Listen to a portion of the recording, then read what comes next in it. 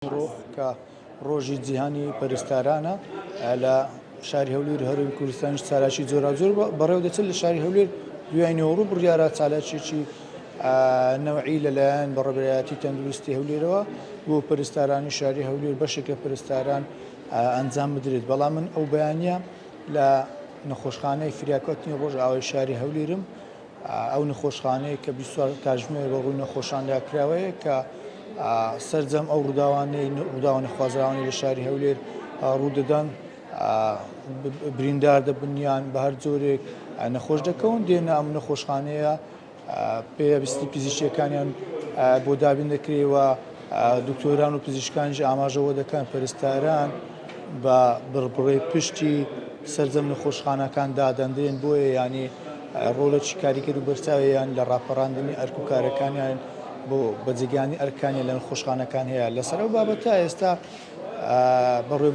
جێگیری بەڕێوەبەری نەخۆشخانەی فریاکەوتنی ڕۆژئاوای شاری هەولێرم لایە. سڵاو لێ بێت کاکتۆر، سوپاس بۆ ئەم دەرفەتە. ئەمڕۆ ڕۆژی جیهانی پەرستارانە، جنابیشت پێشەوەی بتیا جێگیری بەڕێوەبەر پێم وابی یەک لە پەرستارە دیارەکانی شاری هەولێر بوو. چیتان هەیە بۆ ئەم یادە؟ بەخێر بێن.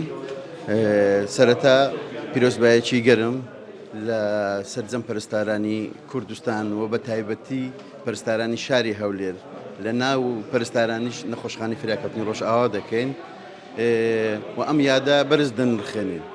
پەرستاران ڕۆڵێکی سەرچینە لە ناو دام و دەستگا و نەخۆشخانەکان، دەتوانین برێن بڕبڕێ پشتی نەخۆشخانەکەنە، هەروها پێیان برن لە نێوان پزیشک و نەخۆشدا.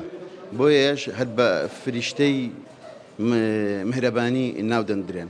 لێرەوە ڕێز و سپاسم هەیە بۆ سەرجەم پەرستاران و هیوادارین ئەم یادە بێتە تەواوی بەدەستێنانی مافەکان. پەرستاران ڕۆڵێکی سەرچیان دیتیە، هەروەکو بەڕاستی ئەمە کە شایەدی ئەو حاڵەت دەین لە شەڕی دژ بە تیرۆریستانی داعش کە خۆبەخشانە لە پێشەوە لەگەر برا پێشمەرگەکان دەجەنگان، هەروەها لە دژ بە نەخۆشی ڤایرەسی کۆڕۆنا کە ڕۆڵێکی بەرچاویان هەبووە. هیوای سەرکەوتن بۆ یەکێکیان دەخوازیین. باسی ئەم نەخۆشخانەیەتان کە نەخۆشخانەی فریاکەوتنی ڕۆژئاوا، ئێوە لەو نەخۆشخانەیە چەند پەرستارتان هەیەوە؟ چەند زۆر پەرستاریشتان هەیە لێرە؟ ئێمە پەرستاران دەتوانین پەرستاری پەیمانگامان هەیە، دەرچوی پەیمانگانە، هەروەها هەمانە بەشی کۆلیژ دەرچی کۆلیژی پەرستاری و پێشتریش عەدادی تەمڕیزیان تاوا دەکرد، ینی سێ جۆرمان هەیە. بەڵام ئێستا دەتوانین برین چەند جۆرێک خۆبەخشمان هەیە. بەڕاستی پەرستاری خۆبەخشمان زۆرە، ینی کە ڕۆڵێکی سەرچیان بینیوە. 250 تاکو 300 پەرستارمان هەیە ئەو نەخۆشخانە.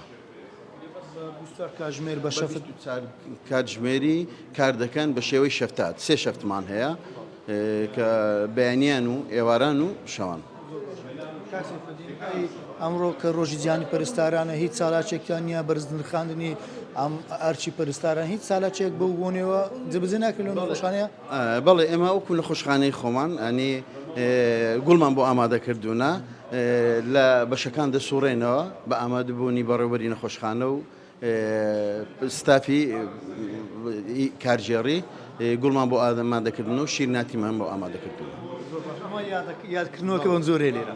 بەڵێ، ئەم یادە بەو جۆرەی ئەومان کردووە. کاک سەیفەدین سەمەد، جێگیری بەڕێوەبەری گشتی نەخۆشخانەی فریاکەوتنی ڕۆژئاوای شاری هەولێر، سانە ینی لەم ڕۆژەکو بەڕێوەبەری ئەم نەخۆشخانەیەش باسی لەوە کرد کە جێگیری بەڕێوەبەر ئاماژەی بۆدا لەم نەخۆشخانەیە نزیکەی 250 بۆ 300 پەرستار بە خۆبەخش و بە میلاک و بە گرێبەست کە لێرە کار دەکەن بە سێ شەفت خزمەت بە ئەو نەخۆشخانەکە کە سەردانی ئەم نەخۆشخانەیە دەکەن. بەڵێ گەیلان، سپاس بۆ تۆ بۆ میوانەکەشت کە ڕاستەوخۆ لە هەولێرەوە لەگەڵمانە.